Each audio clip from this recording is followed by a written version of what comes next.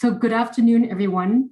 Thank you for joining us. We'll wait for a couple of minutes as people join us in our Zoom room.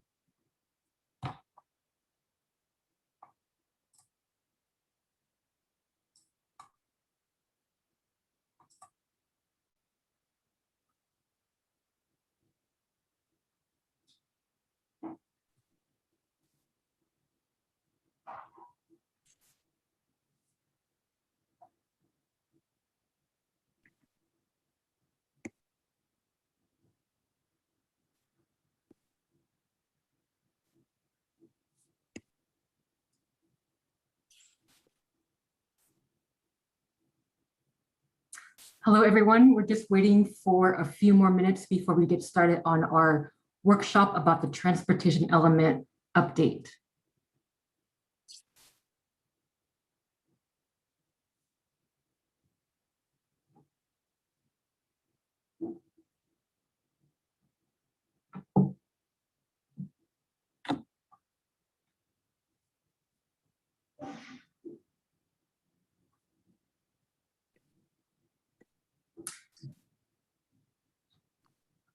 Okay, so I'm gonna go ahead and get started. There's 50 of us in the room, so I think it's a good time as any to start. We have a lot to cover and I want to make sure we finish on time. Again, good afternoon. My name is Tam Tran. I work for the San Francisco Planning Department. And we are delighted that you've joined us today to hear more about the transportation element and its update. So before we dive in, I'd like to make some important points about our time together. Our workshops are welcome to everyone. And in turn, we ask that you be welcoming and respectful of your fellow participants. This is both an opportunity and a safe space for all of us to learn from each other. My colleagues will be monitoring the audio, video, and chat, and any type of inappropriate behavior will not be tolerated. If you'd like to chat, we do welcome that, and you can do that by using the chat button at the bottom of your screen. This is our agenda. Welcome again, and we have this short orientation to what you can expect.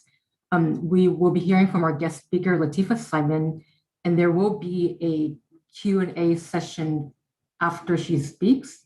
That will be followed by a presentation about the transportation element.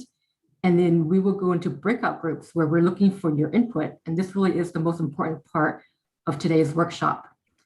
After we do that, we will regather into this larger Zoom room to hear about what other groups discussed in their groups. And then I'll close up with the next steps for us and what we'd like you to help us with as we continue with our work for the transportation element. So I want to kick things off with a poll. And Rihanna, if you can please pull up the 3 poll questions. And we really want to know more about you in terms of the poll questions. And we want to know your level of knowledge about the transportation element. We want to know who's in the room, who are we talking to? And we want to find out from you, what are you most excited about in terms of today's session? So I'll give people a minute to look at this poll and answer the questions.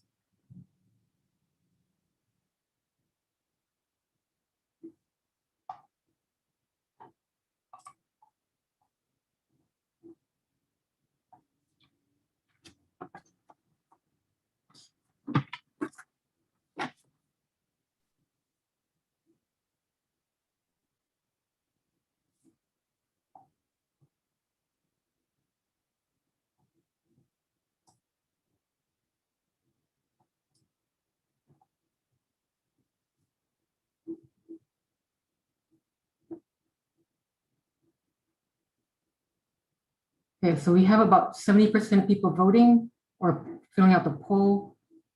Let's get to it. Beyond a supermajority, let's get all of you guys filling out the poll.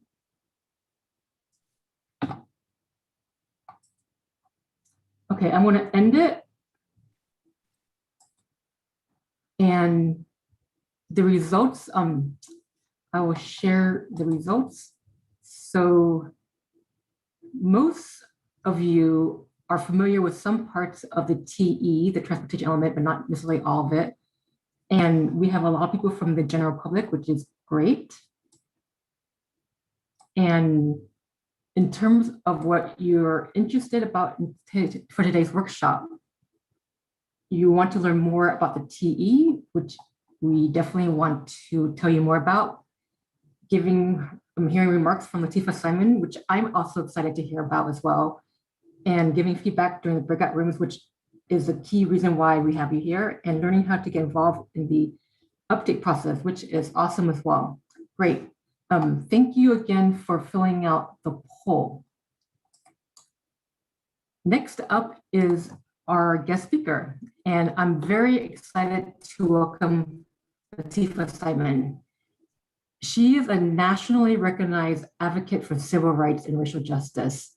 She is a BART director representing District 7, which covers parts of San Francisco, Alameda, and Contra Costa counties. Her work has included direct legal services to advance civil rights, and she has also advised local and state officials on policy matters related to racial justice. She has been given many, many honors, and I'll mention just one here. She was the youngest woman to receive the prestigious MacArthur Foundation Genius Award.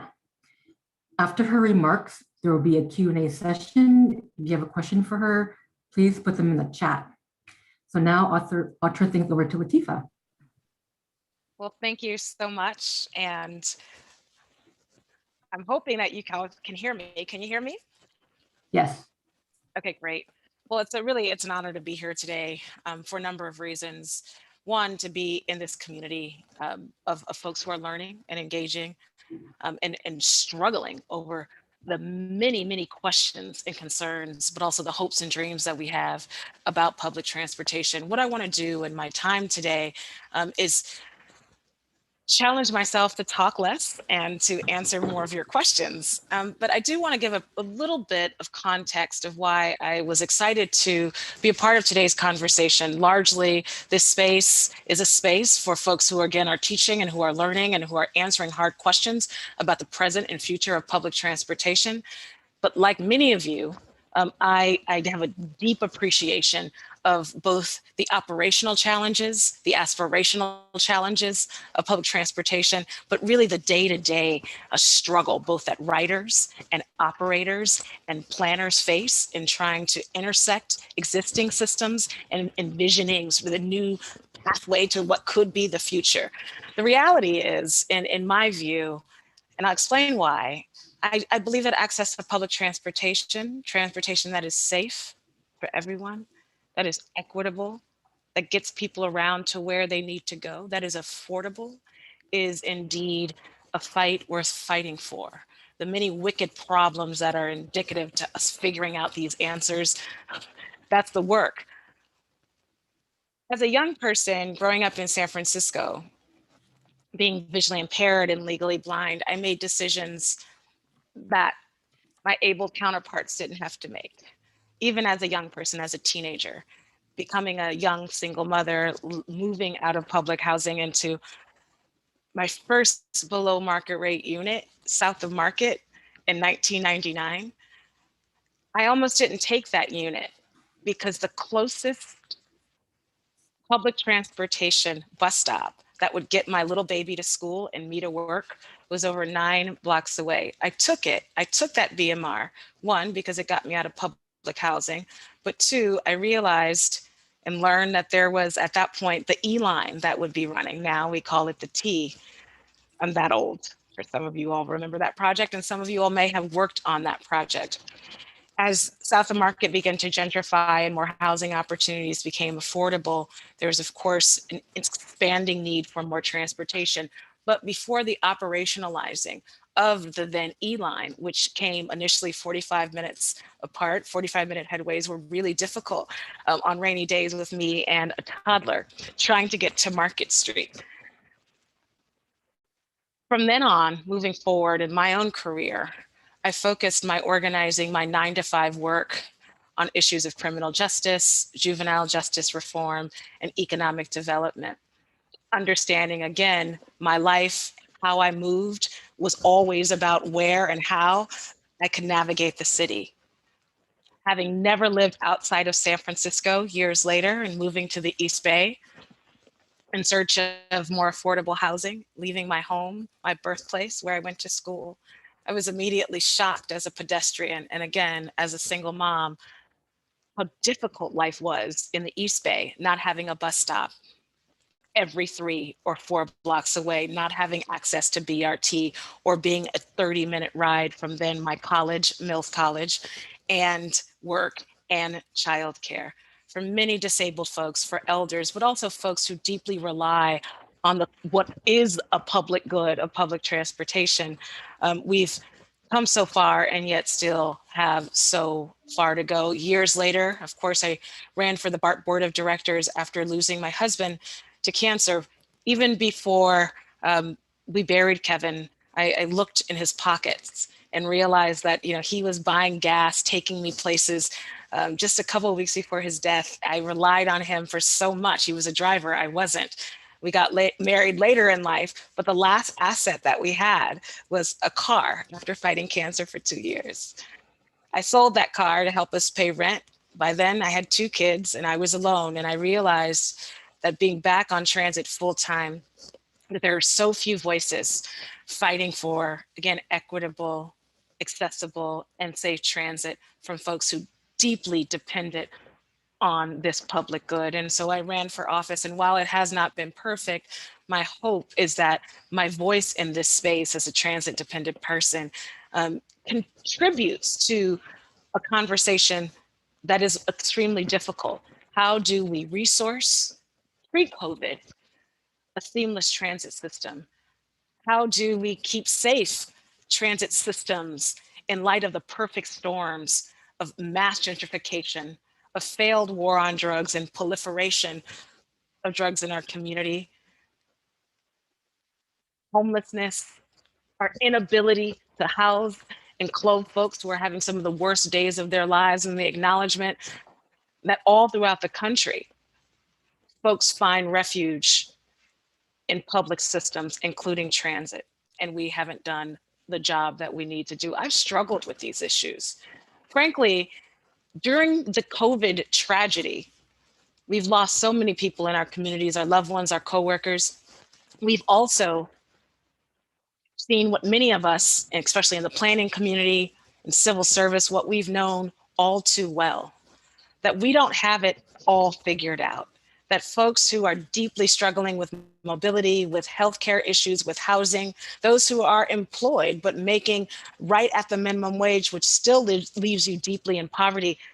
And again, folks who are also deeply concerned about our warming planet need and deserve effective transportation that is accessible and affordable and safe, especially during an international health crisis. As the president of the board last year, during the COVID crisis, I had to contend with a number of very difficult issues.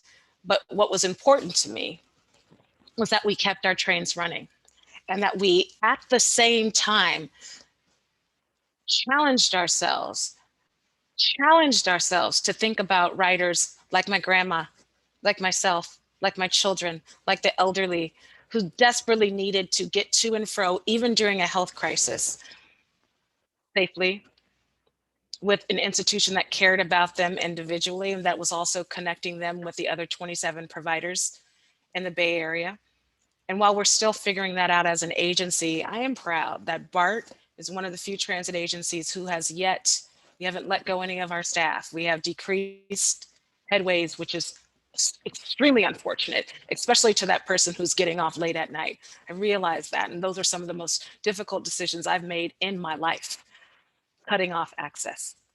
But I do believe that we will reemerge, not just BART, but public transportation writ large in this country, not just because of the administration, but because I believe that there is a sea change in how we look at and honor folks who are our most essential and important workers in our economy, how we're thinking about mobility differently.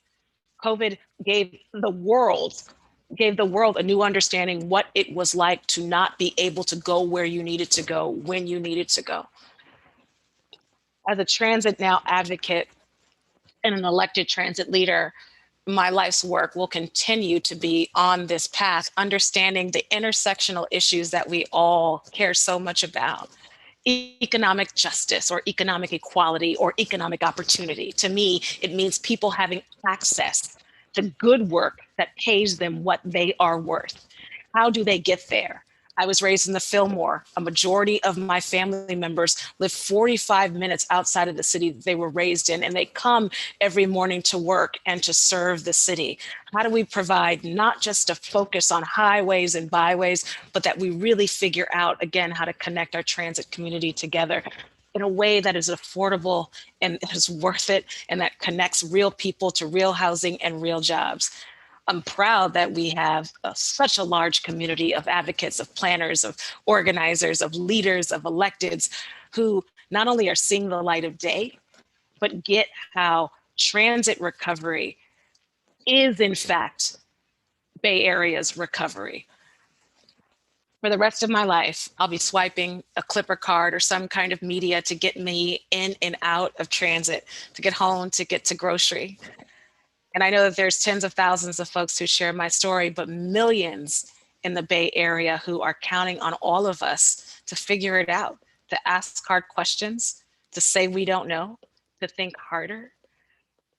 And in closing, as an elected who is a mom who wants so much for our system to work for everyday people, I am finding uh, so much joy in the urban planning community. In fact, many of you convinced me to go back to grad school, and I'm in an MPA program right now led by a brilliant planner that many of you all know, Dr. William Riggs.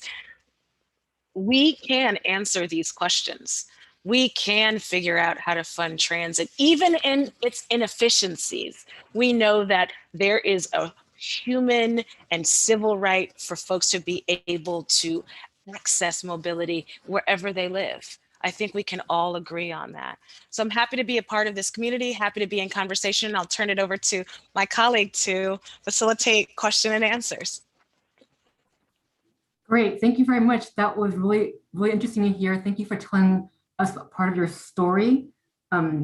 We got a lot of good remarks from people on the chat who say that you inspire them. That's great that you take part, and that all supervisors, all board members and MTA board members should be users of the system. And I agree with that. I'm going to take my prerogative and open up question and answer with my own question for you. And we at the planning department are very interested in hearing people's feedback about the policy work that we do. Yeah. But sometimes policies seem really abstract. They're not immediate to people's needs, and you mentioned some of them in your story. Do you have any examples of how policies can be made, or how policies have touched people's lives, especially those related to transportation and getting around? Absolutely. Absolutely. Growing up in San Francisco, and I've had conversations with many of you over the last few years to, again, learn about how decisions are made, in MTA, learn about how decisions are made in different spaces outside of BART. I remember when the 9 and the 15, the services were shifted. I grew up catching the 22 from one side of the city to the other. When I came to BART and we realized, members on our board and new leadership within the organization, that someone at some point made a decision that young people at the age of 11 should pay full fare. Full fare. It was super clear to me that we have to have folks, one, who either use these systems daily, hence the chat comment, but also working folks who have families or who are taking care of seniors or who are themselves transit dependent, to understand all the intersectional issues that we're dealing with when we make transit-based decisions. We have since overturned that horrific and bad policy. Can you imagine being a 13-year-old, needing to go to soccer practice, and you're paying full price to get from one end of the city to the other? We were 10 years behind Muni, who's adjusted then their youth policy. I can go on and on, but what I've been extremely encouraged by during the COVID crisis is to see how community voice and the leadership of MTA has come together to deeply address equity. When the 15 line came back on, it wasn't that community members were screaming in nostalgia. It was community members, for years saying, we actually need this line. We need to be able to navigate this way. Understanding and hearing the voices for so many years of our elders on the 30 Stockton saying, we need faster headways, and being able to translate that voice into real policy and to real system improvement. I am a San Francisco girl to the heart, and my mother still lives in the Sunset. We are only 3% of the population, meaning Black folks.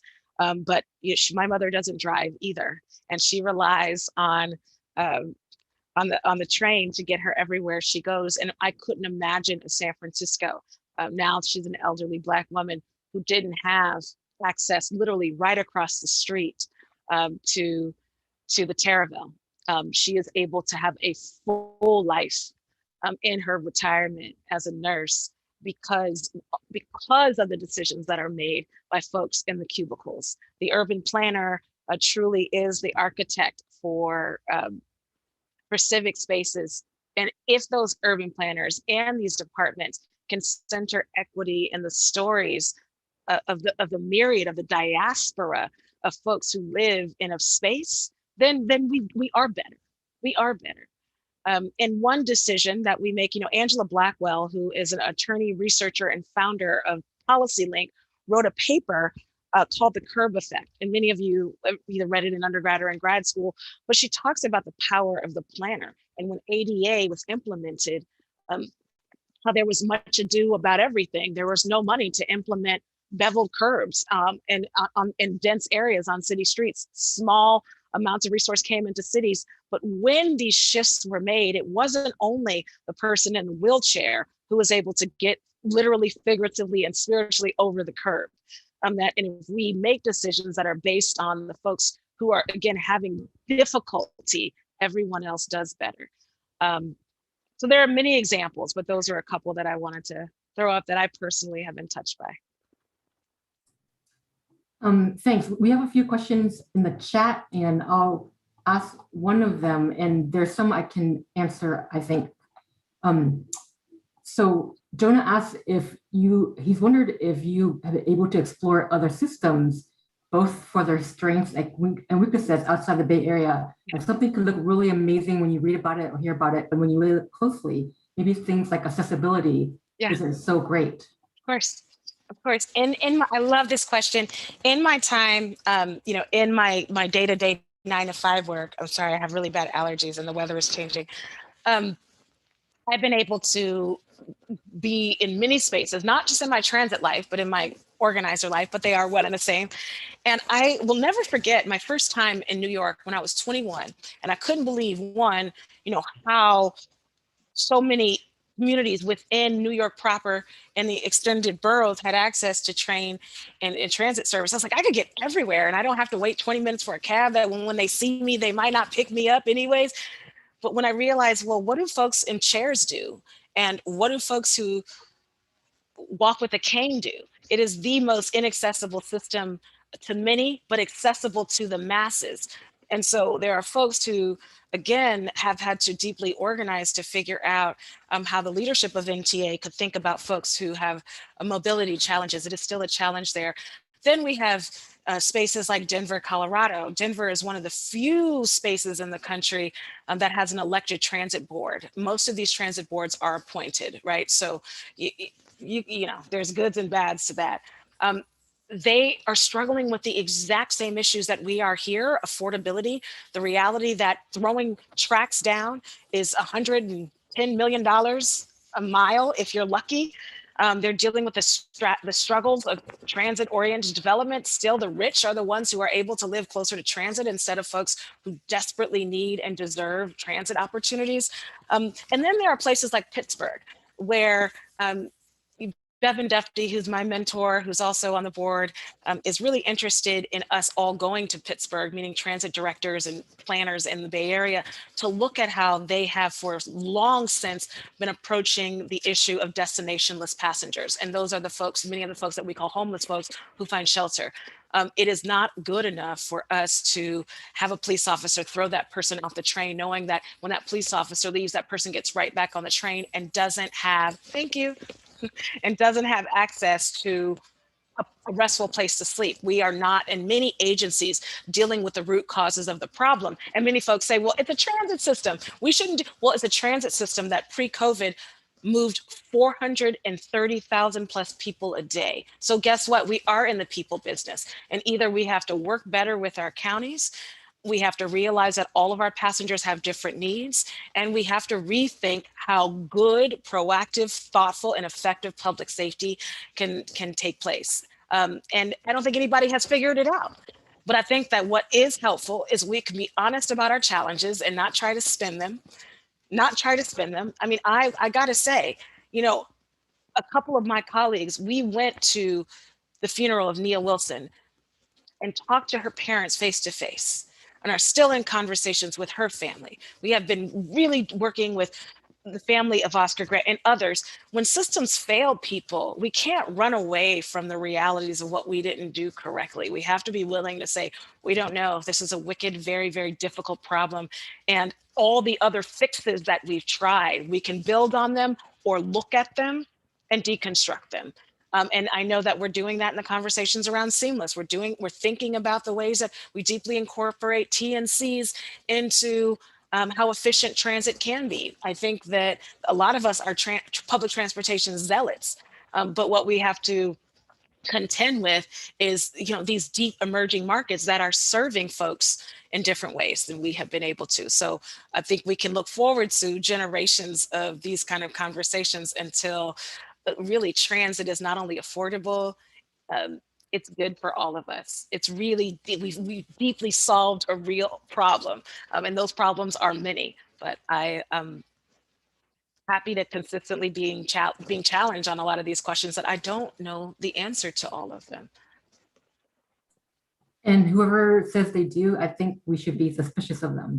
Honey, there are people that know a little bit about everything. But what I'm learning from them, though, the passion, and there are a lot of frequent flyers who come to our meetings, and we should be so thankful that the transit advocate community, whether it be a moderate or radical voice, continues to press along. The beauty of having elected boards is we are held accountable by real voters, by real people. Yeah, and those frequent flyers often do have some pretty good ideas. Lateefah, I know you have a 2:30 meeting, but I just want to say thank you very much for your time. It's so great to hear from you, and we're very deeply appreciative of the work that you do and the voice that you bring to the BART board and other venues. Thank you very much, and I'm going to continue with the workshop. Thank you so much. And, you know, I'm at lsimon@bart.gov, and hopefully we'll continue to be in conversations for a lifetime with all of you all. Thanks so much. Thank you, Lateefah. Thank you. Great. So, Rihanna, if you can put the spotlight back on the, oh, maybe I have to share my screen. Never mind. I have to do it. So let me see this. There. Okay.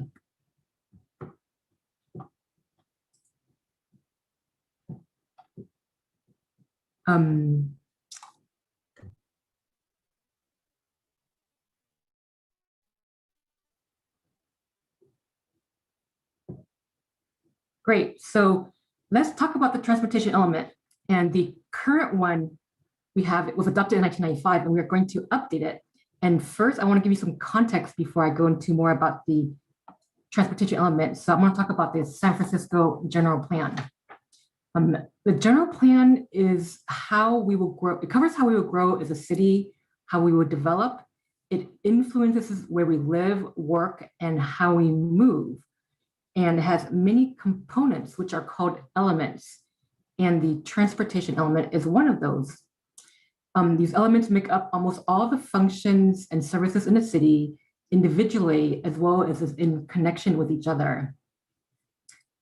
Also, there are areas that affect all of the elements, and these are racial and social equity, environmental justice, and climate resilience.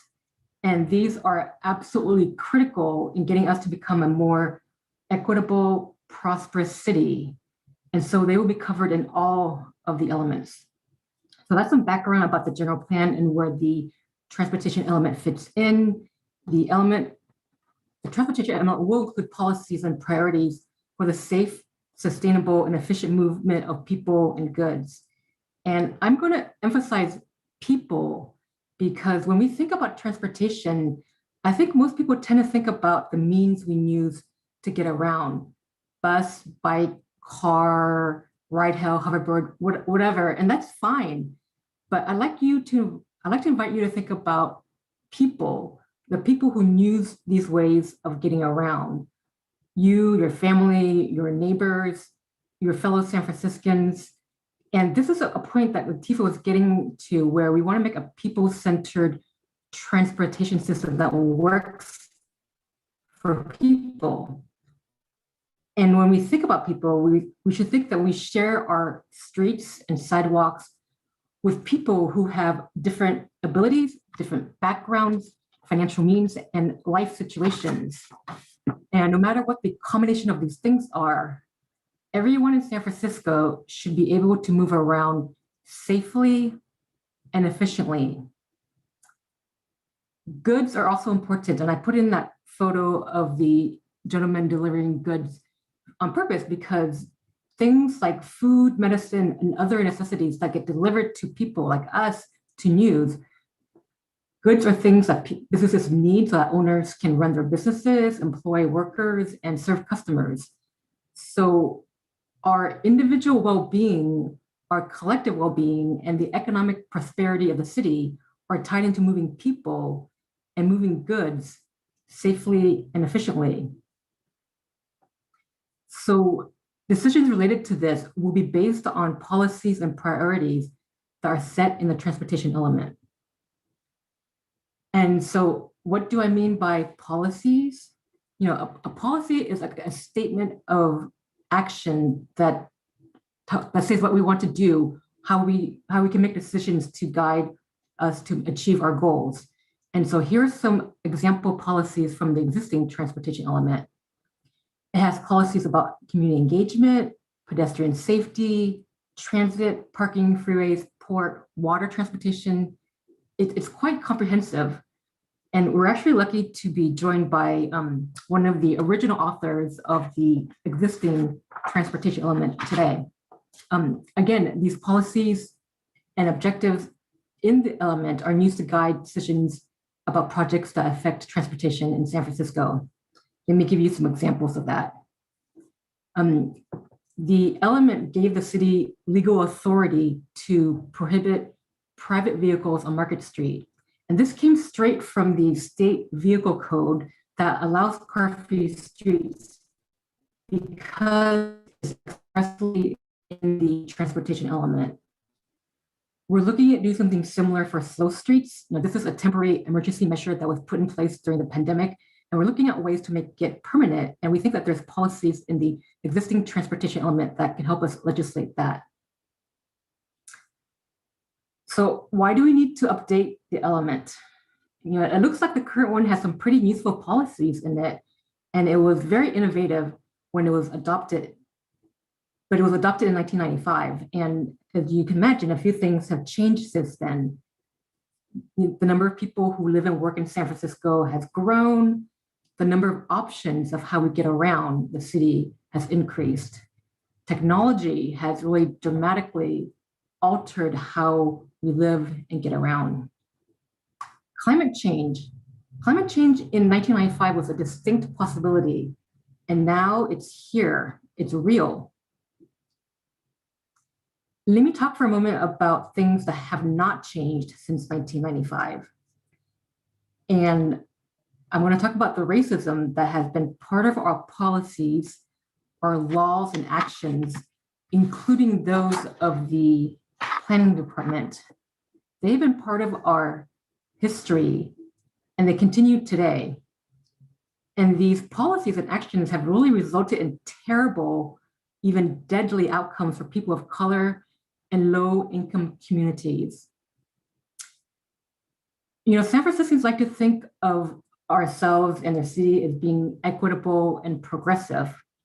Well, let's make that real. Let's change that so that our Black and brown neighbors, by virtue of where they live or what kind of jobs they have, that they're not exposed to terrible conditions or a virus that exists out there. If we are to meet our aspirations of being an equitable, exclusive city, we really have to turn this around. Specifically for transportation, what kind of policies are needed to help people of color and low-income households to help them travel more safely, freely, efficiently, affordably to access jobs, schools, services, amenities, and all the things that we have access to? In addition to that, we also have city goals, and we have goals related to safety and climate action. Vision Zero has goals to eliminate deaths and severe injuries related to traffic collisions. We also have climate action goals that include 80% of our trips being taken on sustainable modes by 2030. So how are we going to meet our equity aspirations as well as our safety goals, our climate goals, in a way that balances our different needs? What kind of trade-offs are we going to make as individuals and as communities so that we become a city of choice? A city where individuals, families choose to live here because they have safe, efficient access to jobs and opportunity, and where they can find community and feel that they belong. So it really starts with goals and principles, which is where we are very much interested in getting your feedback. My colleagues and I are part of a program called Connect SF, where we are looking at long-range goals and policies to help meet San Francisco's needs, transportation needs. And part of this process included developing a vision and goals for our work. And we didn't do this alone. You know, we took a year to talk with individuals, community-based organizations, business groups, schools, youth organizations, and others to develop a vision and goals together. And this included a task force of over 100 people who guided our work. And I'm happy to see some of them are with us today. The goals that you see on this slide are the ones that we built together. And for the transportation element, my colleagues and I wanted a framework, a reference point, highly focused on transportation so that we can develop policies that make sense for San Francisco and what we need for transportation. For example, racial and social equity are very important. How can transportation support that? For economic vitality, we want to see our businesses thrive, but what does that look like when it comes to transportation? We also wanted to be more explicit about land use. Land use is how we use space. For example, where are homes and jobs located? And land use cannot be separated from transportation. So what we did was we developed 10 draft guiding principles. And when you go out into your breakout groups, we want to get your feedback on these principles, and you will be learning more about them in your small group in the breakout rooms. So this is the point in the presentation where I tell our audience on YouTube that we're going to end the live stream because we're going to go into breakout rooms.